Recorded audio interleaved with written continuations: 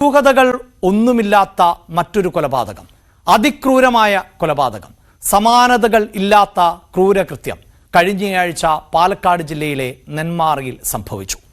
ചെന്താമര എന്ന കൊടും കുറ്റവാളി 2 പെൺകുട്ടികളുടെ ജീവിതം ആണ് ഇല്ലാതാക്കിയത്. തൂക്കുകയറിൽ കുറഞ്ഞതൊന്നും ഈ പ്രതിക്ക്, ആ കുടുംബം, ആ കുട്ടികൾ ആഗ്രഹിക്കുന്നില്ല.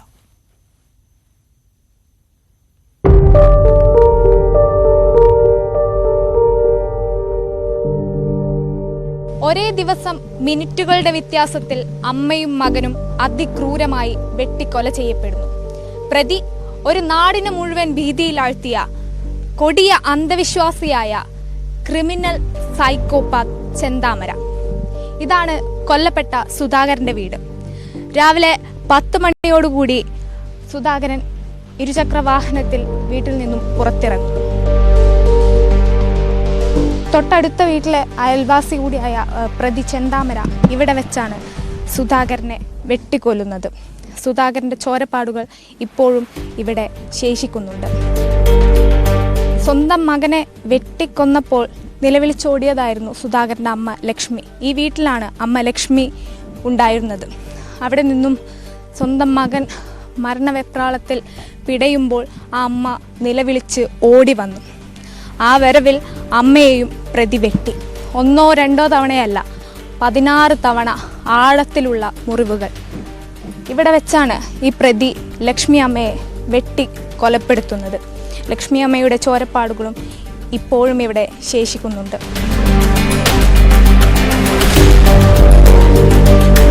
കൊലപാതകത്തിന് ശേഷം ആ കാണുന്ന പ്രതിയുടെ വീട്ടിൽ കൊടുവാൾ വെച്ച് പ്രതി ഓടി രക്ഷപ്പെട്ടു ആ മലനിരകളിലേക്ക്. തിരച്ചിലിന്റെ പല ഘട്ടങ്ങളിൽ പ്രതിയെ പലയിടത്തായി കണ്ട വാർത്തകൾ വന്നെങ്കിൽ കൂടി ഒടുക്കം ഈ സമീപത്ത് വെച്ച് തന്നെ, ഈ പ്രതിയുടെ വീടിന് സമീപത്ത് വെച്ച് തന്നെയാണ് പോലീസ് പ്രതിയെ പിടികൂടുന്നത്.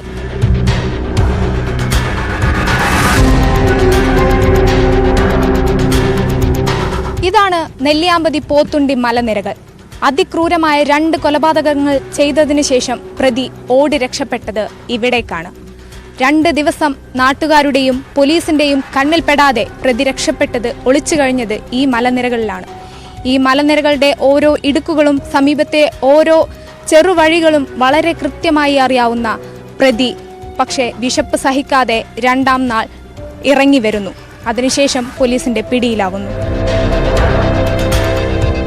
സുധാകരന്റെയും സജിതയും മക്കളാണ് നമ്മളിപ്പോൾ നമ്മുടെ കൂടെ ഉള്ളത്.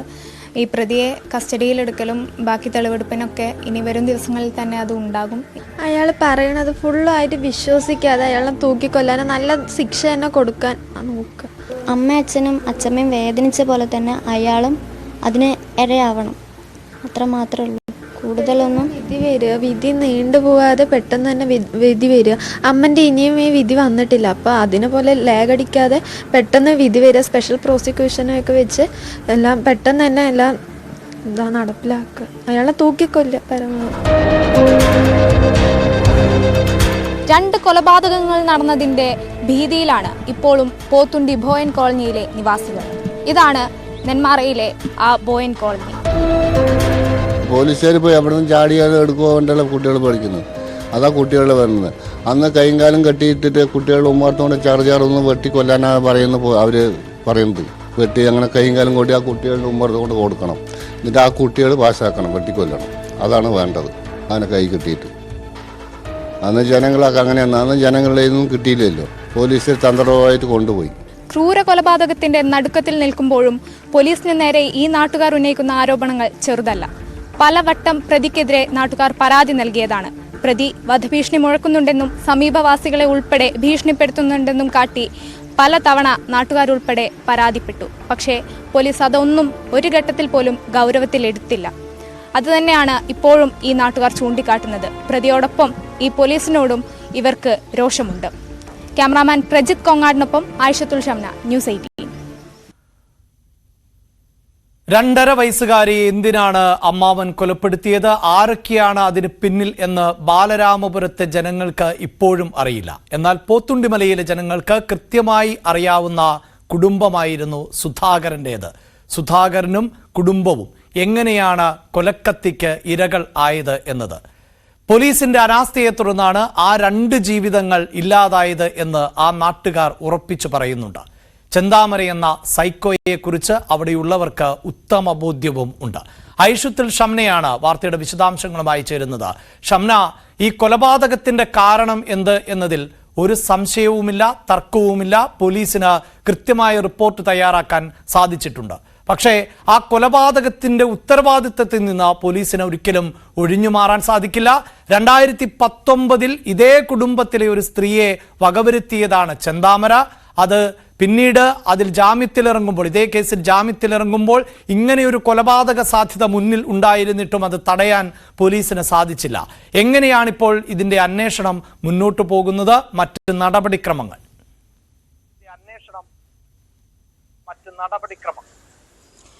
അഭിലാഷ്, നാളെ പ്രതിയെ കസ്റ്റഡിയിൽ വാങ്ങും. അതിനുശേഷം ചൊവ്വാഴ്ചയോടുകൂടി മറ്റന്നാൾ തന്നെ തെളിവെടുപ്പ് ഉണ്ടാവുമെന്നാണ് ഇപ്പോൾ പോലീസ് അറിയിച്ചിരിക്കുന്നത്. എന്തായാലും വലിയ സുരക്ഷയാണ് പ്രതിക്കായി ഒരുക്കുന്നത്. 100ഓളം വനിതാ പോലീസുകൾ മാത്രം മറ്റന്നാൾ തെളിവെടുപ്പിനുണ്ടാകും.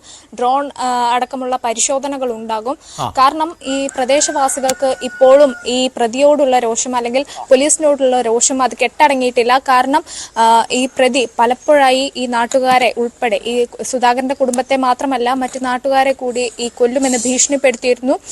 അത് ചൂണ്ടിക്കാട്ടിക്കൊണ്ട് തന്നെ പലവട്ടം ഈ പ്രദേശവാസികൾ പോലീസിന് പരാതി നൽകിയതാണ്. പക്ഷെ ഒരു ഘട്ടത്തിൽ പോലും പോലീസ് ആ പരാതി ഒന്നും ഗൗരവത്തിൽ എടുത്തിട്ടില്ല. അത് തന്നെയാണ് ഈ പോലീസിനോടുള്ള തീർച്ചയായും. അതായത് ഷംന, ചുരുക്കി പറഞ്ഞാൽ ഈ ചെന്താമര ഒളിവിൽ പോയതിനു ശേഷം ചെന്താമരയെ കണ്ടെത്തുന്നതിന് വേണ്ടിയൊക്കെ നാട്ടുകാരടക്കം രംഗത്തിറങ്ങിയും അവർ വലിയ തോതിൽ പരിശോധന നടത്തുകയും ഒക്കെ ചെയ്തൊരു പശ്ചാത്തലമുണ്ട്. അങ്ങനെയാണ് പിടികൂടിയത്. ആ പിടികൂടിയ ദിവസം നമ്മൾ ആ ദൃശ്യങ്ങൾ ഓർക്കുന്നുണ്ട്. അന്ന് വലിയ ആൾക്കൂട്ടം അവിടുത്തെ പോലീസ് സ്റ്റേഷന് മുന്നിലേക്ക് എത്തുന്നു. അവർ ഒന്നടങ്കം അവിടുത്തെ ഗേറ്റ് അടക്കം തകർത്തുകൊണ്ട് പോലീസ് സ്റ്റേഷനിലേക്ക് ഇരച്ചു കയറാൻ ശ്രമിച്ച ഒരു സാഹചര്യമൊക്കെ ഉണ്ട്. ഇപ്പോഴും പ്രതിയെ കയ്യിൽ കിട്ടിയാൽ ജനങ്ങൾ തന്നെ കൈകാര്യം ചെയ്യും എന്ന അവസ്ഥയാണോ അവിടെയുള്ളത്? തീർച്ചയായും അഭിലാഷ്, അങ്ങനെ തന്നെയാണ്. കാരണം ഈ പ്രതിയെ കിട്ടുന്ന അന്ന്, പ്രതിയെ പോലീസ് പിടികൂടുന്ന അന്ന് ഈ പ്രദേശവാസികൾ ഉൾപ്പെടെ വലിയ തെരച്ചിലായിരുന്നു. ആ സമയത്ത് മാട്ടായിൽ നിന്നും പ്രതിയെ കണ്ടു എന്ന് പോലീസാണ് നാട്ടുകാരോട് പറയുന്നത്. പക്ഷേ അത് നാട്ടുകാരെ വഴി തിരിച്ചു വിടാൻ വേണ്ടിയായിരുന്നു. ഈ പ്രതിയെ കിട്ടുന്നത് ഈ സമീപത്ത് തന്നെയാണ്, പ്രതിയുടെ വീടിന് സമീപത്ത് തന്നെയാണ്. അവിടെ നിന്നും നാട്ടുകാരെ വിടാൻ വേണ്ടി പോലീസിന്റെ ഒരു ശ്രമമായിരുന്നു അത് എന്നാണ് നാട്ടുകാർ ഇപ്പോൾ ആരോപിക്കുന്നത്.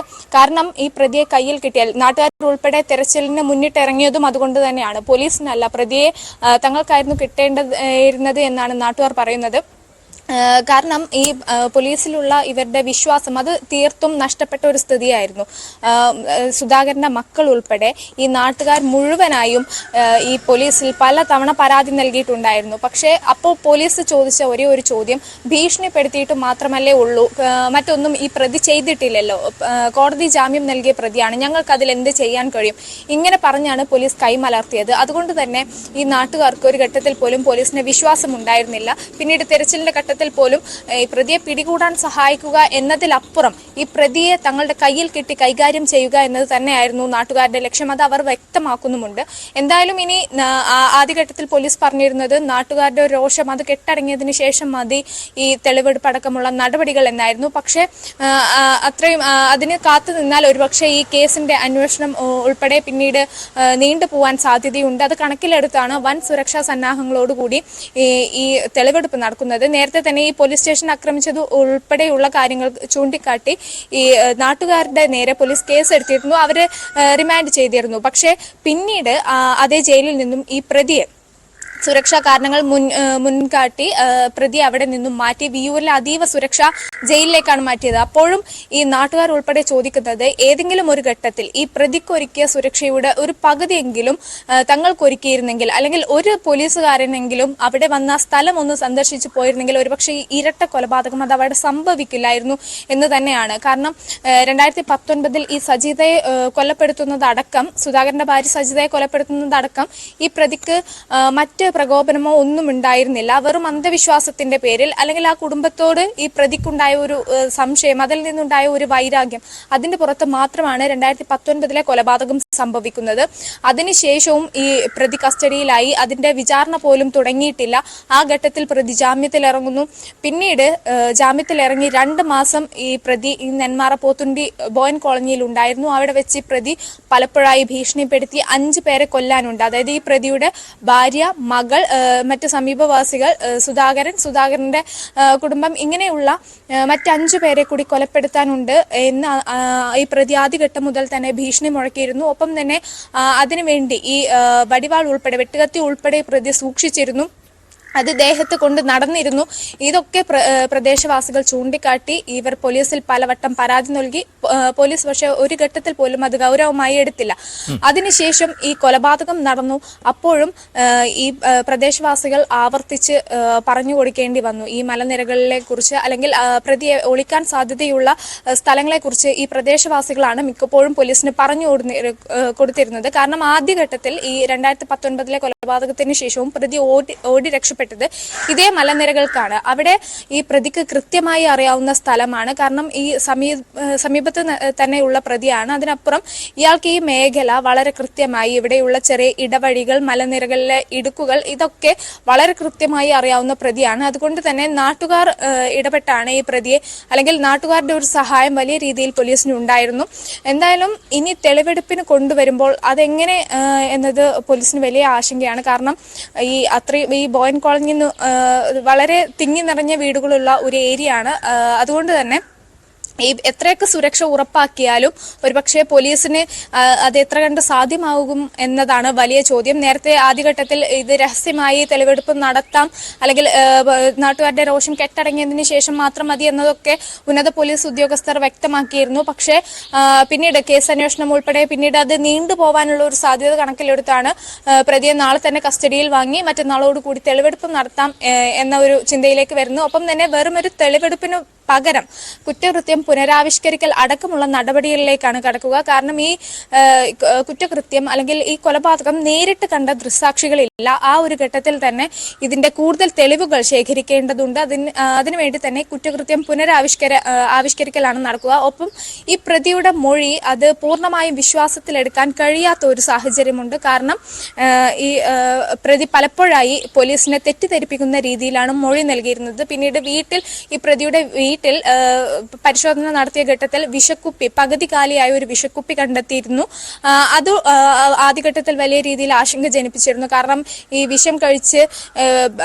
പ്രതി വിഷം കഴിച്ചിട്ടുണ്ടെങ്കിൽ പിന്നെ എന്ത് സംഭവിക്കുമെന്ന തരത്തിലുള്ള ആശങ്കയുണ്ടായിരുന്നു. പക്ഷെ പിന്നീട് തെരച്ചിലിന്റെ ആദ്യഘട്ടം അല്ലെങ്കിൽ ആദ്യ ദിവസം തെരച്ചിൽ അവസാനിക്കുമ്പോൾ അത്തരമൊരു ആശങ്കപ്പെടേണ്ട സാഹചര്യമില്ല എന്ന് പോലീസ് തന്നെ വ്യക്തമാക്കുകയാണ്. കാരണം വിഷം കഴിച്ച ഒരാൾക്ക് ഇത്രയധികം ദൂരമൊന്നും പോവാൻ സാധിക്കില്ല എന്നൊരു നിഗമനത്തിലെത്തി. പക്ഷെ അപ്പോഴും ഈ പോലീസിന്റെ പല ഘട്ടത്തിൽ ആശയക്കുഴപ്പമുണ്ടായിരുന്നു. പിന്നീട് പോലീസ് പ്രതി കസ്റ്റഡിയിൽ എടുത്തപ്പോഴും ചോദ്യം ചെയ്തപ്പോൾ പ്രതി പറഞ്ഞിരുന്നത് വിഷം കഴിച്ചു എന്നാണ്. പക്ഷെ വൈദ്യ പരിശോധനയിൽ അത് കണ്ടെത്താൻ സാധിച്ചിരുന്നില്ല.